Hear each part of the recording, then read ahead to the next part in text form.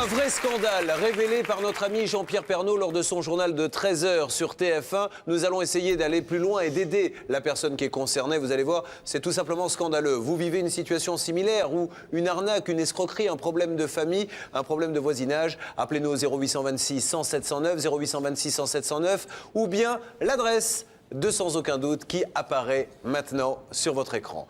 Cécile est sur le point de se faire expulser et ce n'est pas normal, nous allons vous expliquer pourquoi. La voici sur le plateau de Sans Aucun Doute. Cécile est handicapée à 80%.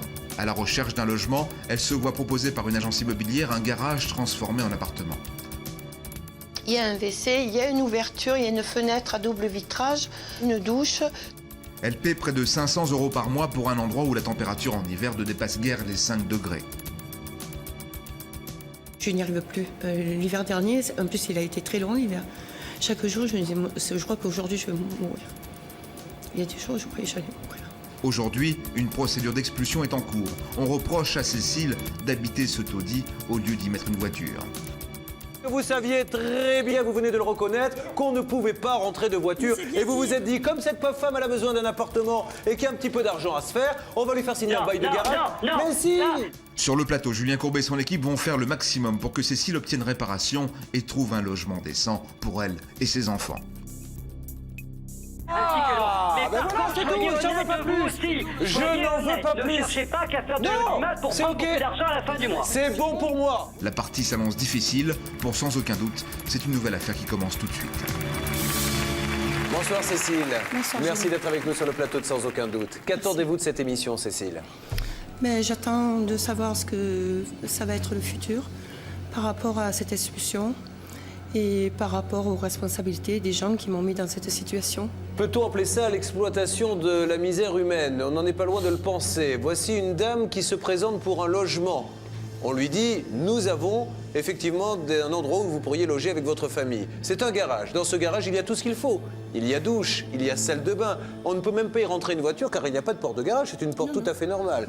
On la met là-dedans, on encaisse les loyers. Et puis un jour, quand ça commence à faire un peu de remous, eh bien, parce que c'est une zone où on n'a pas le droit d'avoir d'habitation, c'est une zone agricole, eh bien, à ce moment-là, on l'expulse parce qu'elle habite dans le garage et que c'est interdit. C'est vraiment se moquer de la tête des gens. C'est pour ça que nous avons décidé, comme l'a fait Jean-Pierre Pernaut dans son journal de 13h, d'intervenir pour qu'elle n'en pâtisse pas. Le sujet est signé Timothée Vienne pour l'équipe de Sans Aucun Doute. Nous donnerons des coups de fil et des duplex ensuite.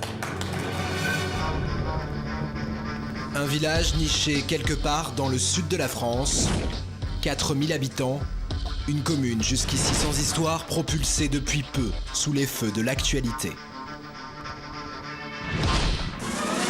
Nous sommes le 21 octobre dernier. Dans son journal de 13h, Jean-Pierre Pernaut évoque une étrange affaire de logement, un conflit qui oppose locataires et propriétaires. Pour commencer ce journal, une histoire assez invraisemblable dans les Bouches-du-Rhône. On sait que comme ailleurs, les loyers sont très chers, les logements manquent, à tel point qu'une agence là-bas n'a pas hésité à louer des garages pour que des gens y habitent. On y a mis de l'eau, de l'électricité et des toilettes, mais c'est quand même un peu curieux. Au cœur du scandale, une femme. Elle s'appelle Cécile Franco, elle est invalide à 80%. Une mère de famille affaiblie par la maladie en guerre contre son propriétaire. Une menace d'expulsion plane sur elle et ses enfants. Leur seul tort, habiter dans d'anciens bâtiments agricoles pour un loyer de 500 €. L'affaire débute au mois d'octobre 2004. À l'époque, Cécile entre en contact avec le propriétaire des lieux. Et très vite, on a eu le rendez-vous pour visiter, pour voir si ça nous convenait, quoi. Et donc, quand on est arrivé sur les lieux, bien sûr, ça nous plaisait, ça nous convenait exactement ce qu'on recherchait, donc il n'y a pas eu de soucis. On était même très contents parce que vraiment, je n'espérais pas trouver quelque chose qui nous correspondait. Voilà. Entre Cécile et son propriétaire, le courant passe bien. Elle est surtout très en confiance. L'affaire est rapidement conclue. Rendez-vous est pris à l'agence pour signer le bail. Cet employé qui nous avait reçus, bon, c'est vrai qu'on a un peu discuté de ce qu'on faisait, de ce qu'on aimait, mais sans plus, parce qu'elle me disait, non, moi ce qui m'intéresse, c'est pas ce que vous voulez faire ou ce que vous allez faire, c'est ce que vous faites maintenant par rapport aux garanties du loyer. Cécile, elle, c'est exactement ce qu'elle veut. Elle souhaite aménager ce local et s'y installer avec ses enfants. À l'époque, dit-elle, personne ne s'y oppose. L'agence pose simplement 2 conditions. Plutôt qu'un bail classique, elle souhaite établir un contrat de location de garage. Elle exige également que ce contrat soit placé au nom de la fille aînée de Cécile. Bon, je me suis dit, ils prennent un peu plus de garantie parce que peut-être moi, en étant en invalidité, ça, il y a des clauses que je ne sais pas. Puis j'ai eu quand même confiance beaucoup aux propriétaires, qui étaient quand même des gens qui me paraissaient tout à fait clean. Pour l'agence, il s'agit d'une simple formalité. Regardez bien ce document. Officiellement, c'est effectivement d'un garage dont il s'agit, un garage uniquement destiné à accueillir des véhicules.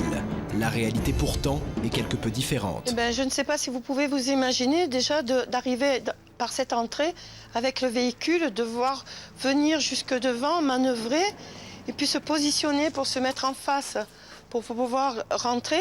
C'est déjà très compliqué. Après, déjà, dans un premier temps, vous avez la petite marche qui est d'ouverture, là. Et après, donc, vous avez cette grande marche qui, déjà, là, est déjà bien haute. Donc, on voit bien qu'en aucun cas, on ne peut rentrer, ni même avec complications, même en faisant beaucoup de manœuvres, on ne peut pas rentrer un véhicule. Et ce n'est pas tout dans ce garage décidément soigneusement aménagé. On trouve également une salle de bain entièrement équipée. Même sur les documents qu'on nous a remis pour l'état des lieux et pour les documents concernant cette location, la salle de bain était bien mentionnée de cette manière-là, puisqu'il y a un chauffe-eau, il y a un WC, il y a une ouverture, il y a une fenêtre à double vitrage, donc une douche, tout est d'origine. Dans ces conditions, il y a de quoi s'interroger. Mais à l'époque, Cécile ne se méfie pas. Elle a tort, car très vite après son emménagement, les ennuis commencent avec le propriétaire. 48 heures après, bon, on l'a vu débouler un matin, il était complètement furax. Donc il a commencé à s'énerver sur des futilités. Enfin, pour moi, ça me semble des futilités, soi-disant parce qu'il y avait quelques affaires qui étaient à l'extérieur. L'homme est en colère. Sans doute préférerait-il que Cécile se montre plus discrète, qu'elle évite de laisser trop d'effets personnels à l'extérieur. Car évidemment, louer un garage, qui n'est en fait rien d'autre qu'un appartement dans lequel une famille habite, est illégal. Mais Cécile est déterminée, elle est sûre d'être dans son bon droit. Il nous tombait dessus tous les jours et il venait aussi de temps en temps, peut-être un peu moins régulièrement, mais en notre absence pour voir exactement ce qu'il en était. Ce propriétaire est-il exempt de tout reproche ? Pas si sûr. Sur le site, tout comme Cécile, d'autres locataires résident. Les irrégularités sont nombreuses. Le plus étonnant, notre propriétaire sous-facture l'eau et l'électricité. Il envoie même ses propres relevés. Les locataires n'ont donc aucun moyen de vérifier leur consommation réelle. S'agit-il d'une pratique tout à fait légale? Nous avons voulu en savoir plus. Au bout du fil, un responsable d'EDF. La facturation d'électricité n'est pas légale. Elle est contraire au cahier des charges de la distribution publique d'électricité. Chaque locataire devrait avoir un compteur propre et un contrat à son nom. D'accord, ça c'est complètement illégal. Oui. Et la liste ne s'arrête pas là. Aucun permis de construire n'a été délivré pour les travaux de réhabilitation, mais surtout les bâtiments sont situés en zone agricole. À cet endroit, il est interdit de construire des garages ou des logements. En clair, en finale, ce sont des locations qui ne sont pas inconnues par tous les services administratifs d'une commune ou de la région qui existent en France, voilà. Pire encore, la semaine dernière, un proche du propriétaire serait venu couper l'électricité chez notre témoin. Mais surprise, le jour de notre tournage, on vient lui rétablir. La discussion s'engage avec l'électricien. Alors, c'est quoi? Le compteur téléphasé, il est à vous ou pas? Oui, là-haut, le grand compteur, oui, c'est celui-là qui a été coupé. On va revenir, on va mettre une boîte là, on va vous rebrancher sur le compteur. Ah d'accord, et c'est nouveau? C'est quoi? Qu'est-ce qui se passe? Écoutez, moi j'ai reçu un ordre de mission, je viens. Oui? De qui? De l'agence. De l'agence? Ouais. Et sans plus d'explications? Si, on m'a expliqué quand même. Ah, d'accord. En fait, ils veulent se rassurer que l'installation ne mette pas le feu chez vous. Ah oui, c'est bien. Voilà. Oui. Parce Est-ce que ça va me donner du Je pense courant? que pour éviter qu'il y a déjà assez de débordements comme ça, de problèmes, il ne faut pas qu'ils viennent en plus du feu. Ah d'accord, oui. La conversation se poursuit quelques mètres plus loin. Notre homme a, semble-t-il, un avis bien tranché sur le propriétaire. Et vous bossez beaucoup avec le propriétaire? Non, parce qu'il fait tout avec son fils. Il fait tout à l'envers, à l'endroit. Et quand il est dans la merde, voilà, il nous appelle. Enfin, je vous ai répondu. C'est tout. C'est l'argent qui l'intéresse? Enfin, vous pensez quoi, vous, à votre avis? Autant d'arguments qui ont conduit Madame le maire à sortir du silence. Dans la presse, elle s'est montrée très virulente à l'encontre du propriétaire et de l'agence. Face à notre caméra, elle est plus mesurée. D'ailleurs, j'ai engagé une procédure pour qu'il cesse de faire de ces cochonniers un usage commercial. Et donc, la procédure suit son cours. Madame Franco avait loué un garage, et puis lorsqu'elle est rentrée dans ce local, effectivement, il y avait des escaliers, il y avait un coin aménagé en salle de bain, il y avait un évier. Vu sa situation, elle a dû estimer qu'elle allait pouvoir vivre dans les lieux. Elle a aménagé tout cela tant bien que mal. Et puis elle a vécu là. Et c'est vrai que le propriétaire, lorsqu'il s'en est aperçu, a essayé de la faire partir par maintes façons qui n'étaient pas toujours très agréables. En effet, en avril dernier, à la demande du propriétaire, la justice ordonne l'expulsion de Cécile et de sa famille. Une décision obtenue dans des conditions discutables selon elle, puisque son propriétaire aurait pris soin de communiquer son ancienne adresse au tribunal. Cécile n'aurait donc jamais reçu la moindre convocation. Je n'ai été informée qu'au moment de la décision d'expulsion. Et quand j'ai pris connaissance du contenu, j'ai trouvé quand même un petit peu qu'il manquait pas de culot, puisque quand même on me reproche d'avoir fait une salle de bain, de y entreposer autre chose que mes véhicules, et quand de devoir y habiter, de faire du commerce, de faire un tas de choses, alors que quand on voit le site et comme vous avez pu le voir comment c'était aménagé, en aucun cas, je veux dire, ça pouvait avoir la garantie de garage, quoi. En aucun cas, je ne contournais le bail garage. Il est temps d'obtenir des explications, il est temps de réagir. Ce jour-là, nous ne trouverons pas le propriétaire. En caméra cachée, Cécile se rend à l'agence. Son interlocuteur sur place n'a manifestement aucune solution à lui apporter. Vous savez très bien que le local n'a rien d'un garage. Il a une coquette salle de bain, il y a des marches d'escalier, je veux dire, et en aucun cas on peut même y accéder avec un truc. Prendre un local là, franchement, ça ne peut être que un dépannage de mais bien sûr. Mais nous on n'a rien pu faire, nous. Les entrepôts, les ouvriers viennent à la fin de la journée se nettoyer ou se laver les mains ou venir pisser un coup. Mais c'est interdit les entrepôts pour les artisans pour travailler. Sur le site aussi, c'est interdit. Oui, C'est dans la l'école. Oui, voilà, c'est là-dessus peut-être que vous pourrez discuter avec le maire qui aujourd'hui dit. Maintenant le maire dit Madame Franco se plaint qu'on est en zone agricole, elle a entièrement raison, on rase tout. C'est tant pis pour eux, tant pis pour moi, tant pis pour Madame le maire. Tant pis pour voilà. Mais qu'est-ce que vous voulez faire? C'est quoi la solution? Mais je sais pas. Mais je sais pas. C'est quoi la solution? Un petit peu de responsabilité, je sais pas. Parce que je rencontre que des gens pas responsables. Personne ne se sent responsable. Madame le maire est responsable, Madame le maire est responsable. Madame le maire. Elle ne va pas laisser la situation comme ça. Merci de votre accueil. Au revoir. Au revoir. Quel con.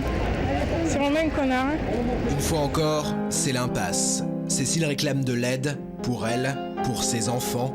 Elle craint à l'avenir de ne plus avoir la force de se battre. C'est difficile, quoi. Il a fallu surmonter énormément de choses. Et un an, c'est long quand on souffre, c'est court quand on veut faire des choses, et c'est tout qui est insupportable. C'est vraiment, c'est devenu un tout, quoi. C'est invivable, quoi. Je veux dire, moi vraiment, j'en ai vraiment ras-le-bol, quoi. Parce que ça fait beaucoup, quand même. L'enquête est signée Timothée Vienne pour sans aucun doute. En tout cas, une chose est sûre, madame, même Bill Gates, qui est certainement l'un des hommes les plus riches du monde, n'a pas un garage aussi bien équipé que le vôtre. Ça, c'est la seule bonne nouvelle que nous puissions annoncer maintenant. C'est vraiment une année de calvaire? Oui. Oui. Pourquoi oui, c'est une année de calvaire? Mais ça a été dur, parce que quand vous êtes dans l'incertitude permanente, c'est vos jours et vos nuits qui sont pas tranquilles, vous ne vivez pas sereinement, vous ne pouvez pas faire de projet à long terme. Même le lendemain, on ne savait jamais ce qu'on allait faire. Et vous avez donc vécu quelques jours sans eau ni électricité? Depuis le 20 octobre. Comment avez-vous fait avec les enfants? Eh bien, ça a été très difficile. Bon, c'est vrai qu'on a eu une voisine qui s'est manifestée sans rien qu'on lui demande. Sans elle, je ne sais pas. Parce qu'avec le froid, il faut savoir quand même qu'on a froid. Là, ce matin, ma fille qui est restée, elle m'a téléphoné. Il y avait 5 degrés à l'intérieur. 5 degrés? Oui. 5 degrés à l'intérieur, donc même si on habite dans le midi, il fait quand même froid la nuit. Hein. Ça vous fait de la peine par rapport à vos enfants qu'ils aient un quotidien comme celui-ci? Ben, bien sûr, ça fait de la peine, ça fait... Ben oui. Ben oui, parce qu'ils vivent, ils sont sensibles et ils le vivent. Et ça au quotidien, dans leur comportement, vous sentez qu'ils sont un peu perturbés? Ben oui, parce que bon, ils ont du mal à faire des projets, ils sont un peu... Il y a des moments, ils s'envoient tout alcé, quoi. Et comment vous faisiez-vous pour vivre avec 5 degrés? Comment fait-on? Eh bien, je n'y arrive plus. L'hiver dernier, en plus, il a été très long, l'hiver. Chaque jour, je me disais, je crois qu'aujourd'hui, je vais mourir. Il y a des jours, je croyais que j'allais mourir. De froid et de oui, fatigue? Oui, parce qu'on n'arrive plus à... Bon, moi, j'ai plus d'énergie, hein, en ressources d'un être pas malade. Donc, je n'ai plus d'énergie, je ne peux pas l'épuiser, quoi. Donc, je suis... C'est dur. Il est temps que ça cesse, là, maintenant. Oui. Alors, Maître Michel, on lui loue un garage. Donc aujourd'hui, il est facile de dire, mais madame, comment cela? Vous vivez dans un garage, c'est interdit. Si nous avions su que vous viviez dedans, nous ne l'aurions jamais loué. Mais il n'y a aucune voiture qui ne peut rentrer dans ce garage, il y a des marches, il y a une salle de bain, etc. Alors jusqu'où peut-on être de mauvaise foi face à un juge?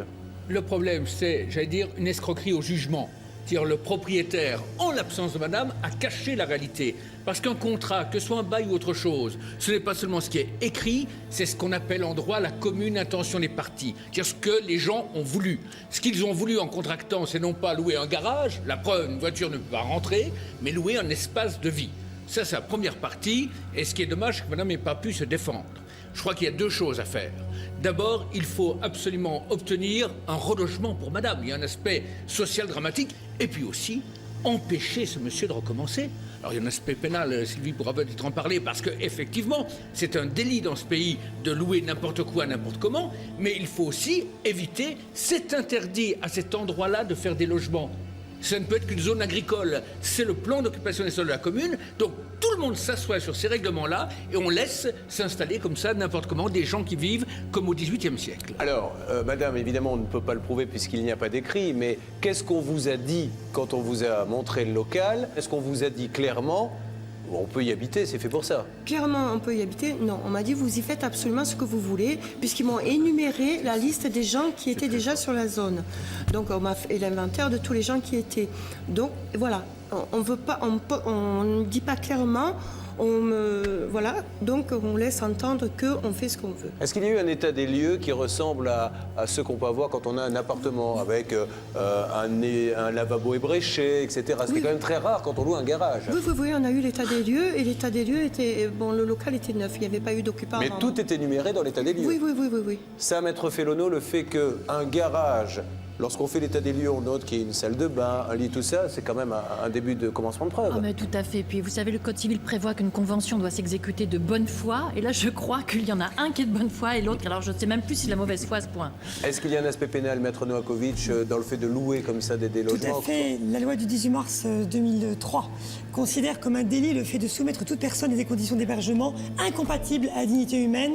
La peine prévue est de 5 ans d'emprisonnement, 150 000 € d'amende. Et on peut également parler, mais ça c'est un choix à faire pour madame, de délit d'abus de faiblesse, sachant que la peine là prévue est de 3 ans d'emprisonnement et 375 000 € d'amende. Un garage à Paris dans un quartier chic se loue 200 €, 300 € vraiment dans un quartier très chic. Quel était le montant du loyer de votre garage? Nous sommes dans le sud de la France, dans un village. 480 €, exactement. Voilà, si vous connaissez des garages à louer à 480 €, eh bien, si vous trouvez en tout cas des gens prêts à louer, achetez, investissez, vous allez gagner beaucoup de sous. Alors aujourd'hui, on est bien d'accord qu'il nous faut trouver un relogement pour cette dame, essayer de se battre là-dessus, demander des comptes à l'agence, demander des comptes aux propriétaires et peut-être aussi essayer d'alerter monsieur le préfet pour qu'il bloque l'expulsion le plus longtemps possible, tant qu'une solution soit trouvée. C'est un petit peu ça le but aujourd'hui, on est bien d'accord, madame? Oui, Julie. Notre premier appel est évidemment destiné au propriétaire. C'est son fils qui nous répond. Allô? Bonjour monsieur, pardonnez-moi de vous déranger, je me présente. Je suis Julien Courbet de l'émission Sans aucun doute sur TF1. Je me permets de vous appeler pour essayer de comprendre une situation qui nous a été exposée par cette dame qui louait un garage et qui est aujourd'hui menacée d'expulsion. Alors, j'essaie de comprendre, tout simplement, dans un premier temps. Aujourd'hui, je crois que cette dame, on lui a aussi demandé de partir parce que c'était un garage et qu'elle ne l'utilisait pas comme un garage. C'est à peu près ça, oui. En fait, cette dame a été expulsée parce que tout simplement, elle vit avec sa famille dans un garage et que nous, par des raisons de sécurité, on ne peut pas accepter ce genre de choses. Alors, la seule question que je voulais vous poser, monsieur, et j'ai le bail sous les yeux, il est très très clair, hein, c'est un engagement de location de garage et le preneur déclare parfaitement connaître et le louer, etc. Est-ce qu'il est possible, monsieur, de faire entrer une voiture dans ce garage? En fait, le terme garage, les gens en fait, pensent toujours au box qu'on peut trouver, le box urbain ou de 10 mètres carrés où on rentre juste sa voiture. Alors, si vous me permettez, monsieur... Oui, je vous écoute. Je comprends, mais il y a l'article 1 qui dit que le présent engagement est en outre consenti et accepté sous les conditions suivantes. 1. De n'user de la remise ou de l'emplacement loué que pour garer des véhicules automobiles. Donc à partir de là, je crois que c'est très clair. Cet emplacement est fait pour qu'on y gare à l'intérieur une auto. D'où ma question, est-ce qu'on peut faire entrer une auto dedans? Le garage, si on fait une rampe, on peut rentrer une voiture dedans, tout simplement. Si on fait une rampe? Maître de Caumont est à mes côtés, juste une petite précision. Oui, une petite question, monsieur. Je vous entends dire que c'est tout à fait possible de mettre une voiture dedans à condition de construire une rampe. Donc, en fait, vous avez fait un bail de location d'un garage à usage exclusif d'automobile, d'un local qui ne permet pas de rentrer les automobiles si le locataire ne fait pas à ses charges la construction lourde d'une rampe en béton. C'est embêtant quand même. Elle voulait mettre des meubles dedans puisque je crois qu'elle est brocanteuse. Mais attendez, la question n'est pas de savoir ce qu'elle veut y mettre, la question est de savoir ce que vous avez marqué sur votre contrat de location et si ce contrat de location est compatible avec les lieux tels qu'ils existent et tels que vous les louez. Et vous êtes en train de nous dire que de toute façon, pour rentrer une voiture, il faut que le locataire, à ses frais, construise une montée en béton. À ses frais, j'ai jamais précisé à ses frais. Ah, c'est vous qui le payez alors? Non, en fait, c'est pas l'histoire de... Alors c'est qui? C'est pas moi en tout cas. Aujourd'hui, monsieur, voilà, admettons, elle dit finalement je le garde comme garage. Pour y mettre mes voitures, on me l'a loué. Voilà, elle a décidé ça. Qu'est-ce qu'elle peut faire pour rentrer ses voitures dans le garage? Eh ben, on lui fait une rampe. Vous lui fabriquez une rampe? Non, en fait, c'est pas que ça se passe pas comme ça. C'est-à-dire que la personne arrive, nous, on peut faire, en fonction de la demande, on peut adapter le box. C'est-à-dire que si elle était venue pour... c'est pour seulement des meubles. Donc nous, pour seulement des meubles, si elle veut pas rentrer de voiture, on va pas faire de rampe, c'est pas la peine. Maintenant, si elle veut mettre des voitures, on fait une rampe. Maintenant, si c'est un artiste qui prend son garage pour faire de la peinture, on fait pas de rampe non plus. Mais alors pourquoi dans ces cas-là, vous ne faites pas la location d'un bail commercial? Eh ben, c'est en terrain agricole. Ah, parce que vous n'avez pas le droit? En fait, c'est pas qu'on n'a pas le droit, c'est compliqué, faire du garage en terrain agricole, c'est tout juste toléré. C'est pour ça que nous, on fait pas de beaux commerciaux, par exemple. Est-ce qu'une douche est utile dans un garage ou dans un entrepôt? C'est la question que je vais vous poser. Je vous explique. Nous, en fait, il y a quelque chose qui nous intéressait ces derniers temps. Oui. C'est on a remarqué qu'on récupérait pas mal d'artistes. D'ailleurs, il y a un sculpteur qui est juste à côté de Madame Franco. Et donc, c'est vrai qu'on s'est dit que ça pouvait être intéressant un peu de changer de standing et de faire un truc un peu plus agréable. D'ailleurs, tous nos garages, comme ils sont très grands, il y a des commodités, il y a des toilettes, il y a l'électricité, il y a souvent un point d'eau. On s'est dit que ça peut être sympa dans celui-là, si vous pouviez arrêter, particulièrement monsieur, bien de nous fait. prendre pour les imbéciles, ce serait très agréable parce que franchement... Monsieur, oui, bonjour, maître Fellono. Il paraîtrait que le motif de résiliation du bail que vous avez obtenu devant le tribunal était qu'elle n'entrepose pas de voiture dans le local. Or, vous reconnaissez que dès le départ, elle ne pouvait pas en rentrer une seule. Alors, je trouve ça quand même bizarre de lui donner un bail pour faire stationner des voitures, de lui reprocher de ne pas le faire alors qu'elle n'a pas les moyens. Ça sert à rien de me raconter tout ça. Je ne sais même pas de quoi vous parlez, puisque depuis... Ça fait 5 minutes que j'explique que je ne suis pas au courant des détails de ce genre de choses. Alors pourquoi vous insistez? Je vous dis, contactez mon avocat, contactez l'agence. Eux, ils connaissent tous les tenants et les aboutissants. C'est votre avocat, vous venez de le dire, donc si c'est votre avocat, c'est que vous connaissez très bien l'affaire, monsieur. Ne nous prenez pas pour des imbéciles. On reprend la même phrase. Dans un instant, la suite de ce dossier particulièrement épineux. Je m'étonne que vous ayez cette réaction et que vous ne demandiez pas plus tôt comment on peut faire pour arranger les choses pour cette dame qui est dans cette situation. Cécile est à bout. Julien Courbet et son équipe vont contacter toutes les parties mises en cause pour les mettre face à leurs responsabilités. Vous saviez très bien, vous venez de le reconnaître, qu'on ne pouvait pas rentrer de voiture. Et vous vous êtes dit, comme cette pauvre femme elle a besoin d'un appartement et qu'il y a un petit peu d'argent à se faire, on va lui faire signer un bail de garage. Mais si!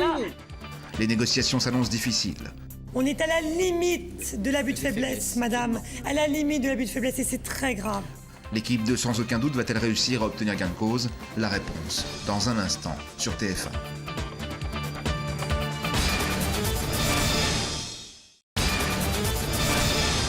Il y a quelques instants, nous vous racontions l'incroyable histoire de Cécile. Handicapée à 80%, elle vit depuis près d'un an dans un garage transformé en appartement. Elle paie 500 € pour un endroit où la température en hiver peut descendre à 5 degrés. Comble de l'ironie, une procédure d'expulsion est en cours car on lui reproche maintenant d'habiter ce taudis au lieu d'y mettre une voiture. Sur le plateau, nous sommes en ligne avec le fils du propriétaire. Voici la suite de ce dossier. Bonjour, maître Fellono. Il paraîtrait que le motif de résiliation du bail que vous avez obtenu devant le tribunal était qu'elle n'entrepose pas de voiture dans le local. Or, vous reconnaissez que dès le départ, elle ne pouvait pas en rentrer une seule. Alors, je trouve ça quand même bizarre de lui donner un bail pour faire stationner des voitures, de lui reprocher de ne pas le faire alors qu'elle n'a pas les moyens. Ça sert à rien de me raconter tout ça. Je ne sais même pas de quoi vous parlez, puisque depuis... Ça fait 5 minutes que j'explique que je ne suis pas au courant de ce genre de choses. Alors pourquoi vous insistez? Je vous dis, contactez mon avocat, contactez l'agence, et ils connaissent tous les tenants et les aboutissants. C'est votre avocat, vous venez de le dire, donc si c'est votre avocat, c'est que vous connaissez très bien l'affaire, monsieur. Ne nous prenez pas pour des imbéciles. On reprend la même phrase. Mais vous, madame, est-ce que vous avez eu affaire à ce monsieur ou pas du tout? Écoutez, je vais vous laisser contacter l'agence et l'avocat. C'est-à-dire, vous l'avez eu quand? Dès le premier contact pour parler de la location. Ah, c'est lui qui vous a... D'accord. Le fils et le père. Ouais, c'est le fils qui était l'intermédiaire. Que les deux. D'accord, bon. Voilà, on voulait mettre un petit peu en avant quand même le côté grotesque de la situation.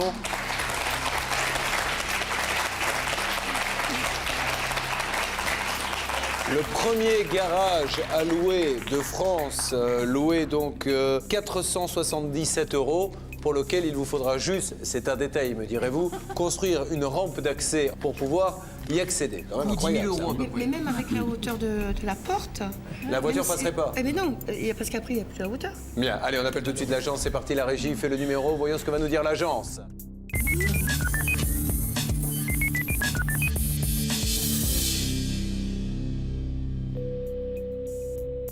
Allô? Allô, bonjour madame. Oui? Julien Courbet de l'émission Sans aucun doute sur TF1, pardonnez-moi de vous déranger. Julien Courbet demande des explications précises et techniques à la responsable de l'agence immobilière sur les termes employés lors de la rédaction du bail. Alors, j'avais juste une petite question parce que c'est ça que je ne comprends pas, c'est un détail. Aujourd'hui, j'ai le bail sous les yeux que vous avez signé. Je voulais juste vous dire. Oui. Il y a bien longtemps qu'on s'est expliqué sur ce sujet, que la justice est passée, qu'elle a rendu un jugement, que maintenant le dossier, on en est dépossédé quasiment, puisque c'est la préfecture qui est en train de faire son enquête. Ah non mais ça madame, là-dessus, j'avoue. Madame, moi ce que j'essaie de savoir, comment une agence comme la vôtre peut louer un papier sur lequel il y a marqué « Il ne faut user uniquement de la remise ou de l'emplacement loué que pour garer des véhicules automobiles » et vous, professionnels de l'immobilier, vous ne constatez pas qu'aucune voiture ne peut rentrer dans le garage. Comment vous pouvez faire? Je vous ai déjà répondu, on s'est déjà expliqué. Mais non madame, vous ne vous êtes pas et expliqué puisque c'est la première fois que je vous parle madame. Vous ne vous êtes pas expliqué, donc soit vous me dites non, j'étais pas au courant que les voitures ne passaient pas, soit vous me dites oui, j'étais au courant. Non, je n'irai pas plus loin dans... Mais pourquoi vous vous dégonflez, madame? Qu'est-ce que vous avez à cacher? Vous n'énervez pas, monsieur Courbet. Bon, alors, est-ce que vous pouvez me donner le numéro de téléphone? D'accord. Qui a tranché ce dossier. On parle plus, madame. Est-ce que vous pouvez me donner le numéro de téléphone du responsable juridique de votre organisme? J'ai pas en tête ce type de... Maître de Comont, avocat. Oui, une question. Très facilement. Une question, madame, s'il vous plaît. Une question, madame, s'il vous plaît. Vous nous dites que la justice a tranché dans cette affaire. Oui, il y a un jugement qui a été rendu. Ce jugement qui a été rendu est un jugement qui a été rendu en présence de notre témoin ici présent ou c'est un jugement qui a été rendu par défaut? Est-ce que c'était, madame, parlez-nous du jugement parce qu'on ne le connaît pas. Il a été rendu par défaut?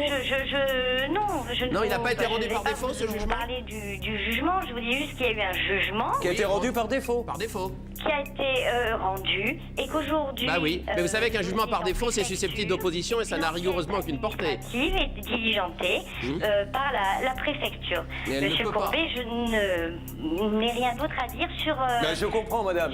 Franchement, madame, je vais vous dire, j'aurais été très étonné que vous ayez quelque chose à nous dire. Et vous savez, madame, maître Michel, je suis un des avocats de l'émission. Vous prenez un sacré risque parce que votre carte administrative qui vous autorise à exercer la profession d'agent immobilier, elle est à la discrétion du préfet. Et si l'autorité administrative apprenait que vous habillez juridiquement des locations de locaux inlouables, interdits à la location parce qu'en zone agricole, en le déguisant sous forme de bail de garage, je ne suis pas certain que l'autorité administrative apprécierait. Et je m'étonne que vous ayez cette réaction et que vous ne demandiez pas plus tôt comment on peut faire pour arranger les choses pour cette dame qui est dans cette situation. Notre démarche est simplement amiable, madame. Avant de remuer tout ça et d'appeler tout le monde, on voulait simplement savoir si vous aviez peut-être une petite solution à proposer à cette dame. C'est tout ce qui nous intéresse et puis on n'en parle plus. Là, madame, on lui fait signer un papier pour un garage, on lui dit il ne peut rentrer que des voitures, exclusivement des voitures dedans. Et on a eu le propriétaire tout à l'heure, il nous a dit pour pouvoir faire rentrer une voiture, il faudrait une rampe. Et on a calculé que même en fabriquant une rampe qui coûterait 20 mois de loyer, il faudrait casser le toit pour que la voiture puisse passer. Non, on lui a loué n'importe quoi. Non ? C'est un garage à usage d'entrepôt et remise. Non. Mais ce n'est pas une habitation. Le présent engagement est en outre consenti et accepté sous les conditions suivantes. Il y a votre signature, madame, de n'user de la remise ou de l'emplacement loué que pour garer des véhicules automobiles de tourisme. Et la résiliation du bail au tort du locataire a été justement de ne pas garer d'automobile. Est-ce que madame... quand même un peu Alors, fort. donnons la parole à Cécile. Qu'est-ce qu'on vous a dit, que vous a dit cette agence quand vous avez loué ? Dès le début, avec le propriétaire, que c'était pas important de ce que je voulais faire ou de ce que j'allais faire. Ce qui était important, c'était ma situation actuelle, et que dans cette location, je pourrais faire absolument ce que je voulais. Que le titre de garage, c'était uniquement pour une simple formalité par rapport à la zone agricole. Voilà, point final. Vous saviez que madame était lourdement handicapée à 80%. On est à la limite de l'abus de faiblesse, madame. À la limite de l'abus de faiblesse, et c'est très grave. Le deuxième responsable de l'agence immobilière prend la parole. Maître Michel tient à le mettre en garde contre certaines de ses pratiques. Manifestement, le bail était passé pour des lieux qui ne pouvaient pas être loués. Manifestement, le professionnel savait que c'était usage d'habitation. Vous avez touché des honoraires. Mais arrêtez de dire des... Monsieur, madame dit que dès le début, vous saviez. Comme vous voulez, ça c'est bien, je comprends. Mais même en garage, monsieur, dans une zone agricole. Même en garage, vous n'aviez pas le droit. Le 14 octobre, elle signe un bail. Le 14 novembre, nous faisons constater l'huissier par dénonciation parce qu'elle avait occupé les lieux en habitation. Un mois après, nous faisons notre travail. Mais comment pouvez-vous louer un garage, monsieur, dans une zone agricole? Comment pouvez-vous louer un garage dans une zone agricole? Et je rajoute, monsieur, avant de vous donner... Madame, dans les zones de campagne, eh bien, figurez-vous qu'il n'y a pas que ce site-là, il y a de nombreux sites où les gens ont des garages, il y a un collectionneur de voitures, il y avait des peintres qui faisaient des grands tableaux, il y a des gens qui sont contents. Alors, monsieur, pourquoi n'y a-t-il pas marqué, monsieur, ou faire des activités. Mais vous avez entièrement raison. Vous avez raison. Vous avez raison, monsieur. Je suis d'accord avec vous. Ce qui me gêne, monsieur, c'est qu'il y ait marqué « Le présent engagement est en outre consenti, accepté sous les conditions suivantes, de n'user de la remise ou de l'emplacement que pour garer des véhicules automobiles, pas pour peindre des tableaux, pas pour entreposer des meubles, que QE, vous savez ce que ça veut dire? Alors pourquoi ne peut-on pas rentrer de voiture? Monsieur Courbet, Madame Franco est venue nous voir à l'époque pour dire qu'elle faisait des vides-greniers le week-end et qu'elle avait des meubles parce qu'elle faisait de la brocante. De là, nous se retrouvons un mois après avec 4 personnes dans la maison, 15 chats. Mais il fallait lui faire un contrat de brocante, monsieur. Soyons clairs. Faites-lui un contrat de brocante dans ces cas-là. Le problème, c'était de faire du vide-grenier. Mais monsieur, eh ben d'accord. Alors, si vous êtes un professionnel, monsieur, vous lui faites un contrat de vide-grenier. Quand vous louez un garage, oui, et que vous ne pouvez pas, et que vous vraiment voulez mettre des voitures dedans, et que je vous loue un garage, monsieur Courbet, oui, et que la voiture rentre pas, oui, et vous me le signez le bail. Ah non, mais on me le propose déjà pas. La question c'est, pourquoi vous l'avez proposé? Sauf si le garage donc ça veut bien dire, monsieur, que vous saviez très bien, vous venez de le reconnaître, qu'on ne pouvait pas rentrer de voiture, et vous vous êtes dit, comme cette pauvre femme elle a besoin d'un appartement et qu'il y a un petit peu d'argent à se faire, on va lui faire signer un bail de garage. Non, mais si, ça c'est pour faire de l'audimat, monsieur Courbet. Non, c'est pour faire de l'audimat. Vous louez un garage dans lequel on peut pas rentrer de voiture. Vous nous reprochez de faire une erreur de syntaxe sur le mot garage. Mais ben voilà, c'est tout, j'en veux pas plus. Je n'en veux pas plus. Ne cherchez pas qu'à faire de l'audimat pour prendre beaucoup d'argent à la fin du mois. C'est bon pour moi. Vous avez fait une erreur de syntaxe, vous l'avez dit devant les caméras de télévision, vous avez fait une erreur de syntaxe. Est-ce que vous voulez qu'on trouve un accord? Êtes-vous d'accord pour régler quelques mois de loyer, enfin d'indemniser cette dame à hauteur de quelques mois de loyer, oui ou non? Mais tout est possible, voilà. Tout est possible avec des gens honnêtes. Bon, alors, elle va se donner la peine peut-être de vous appeler et vous lui faites une proposition et on n'en parle plus. Allez, ok. Nous décidons d'appeler la mairie pour tenter d'obtenir une solution de relogement en urgence. Allô? Oui, allô? Oui? Madame le maire? Oui? Bonjour Madame Julien Courbet de l'émission Sans aucun doute. Oui, bonjour monsieur. Pardonnez-moi de vous ennuyer. Dans le cadre de l'enregistrement de mon émission, nous essayons de comprendre la situation qui nous est évoquée par Cécile, cette dame, vous savez, à qui on a loué un garage. Tout à fait. Alors, aujourd'hui, déjà, dans l'urgence, cette dame risque de se faire expulser avec ses enfants. Est-ce qu'il y a pour vous une possibilité de l'aider de ce côté-là et peut-être de lui trouver un autre logement? Mais bien entendu, j'ai déjà engagé des démarches. D'ailleurs, j'ai eu des réponses aujourd'hui d'une société d'HLM qui m'a transmis un dossier pour le remplir, etc. Donc, je me suis adressée à toutes les sociétés d'HLM que je connais et qu'elles ne s'inquiètent pas, on va faire le maximum pour la reloger. Madame le maire, merci mille fois et en espérant que ce sera le plus vite possible. Mais je sais que vous faites tout ce qu'il faut et que vous ne pouvez pas aller. Ne vous inquiétez pas, il n'y a pas de souci. Merci Madame le maire, bonne journée. Bonne journée. Au revoir. Est-ce que vous êtes rassurée, madame? Oui. Beaucoup. Pour vous, pour vos enfants? Oui, ça va beaucoup mieux. Je suis très heureuse, je suis émue, j'y crois pas encore et merci. Mais vous Merci. allez voir que les rêves vont devenir réalité dans très peu de temps, d'accord? Merci. Faites-nous confiance. C'est difficile de se Oui, mettre comme ça. mais c'était ma dernière étape, quoi. C'était ma dernière chance. Vous avez l'impression que vous allez pouvoir repartir là dans la vie un petit peu mieux? Mais j'espère. Parce que là, c'était pas vraiment une vie, là. Non, c'était très difficile. Merci beaucoup, madame. Merci de nous avoir fait confiance. Au revoir. Quelques jours après cet enregistrement, une réunion a été organisée avec l'agence immobilière. Mais les responsables n'ont rien proposé de concret. C'est donc une affaire à suivre. Je suis très heureuse parce que je n'y serais pas arrivée toute seule. Merci à tous.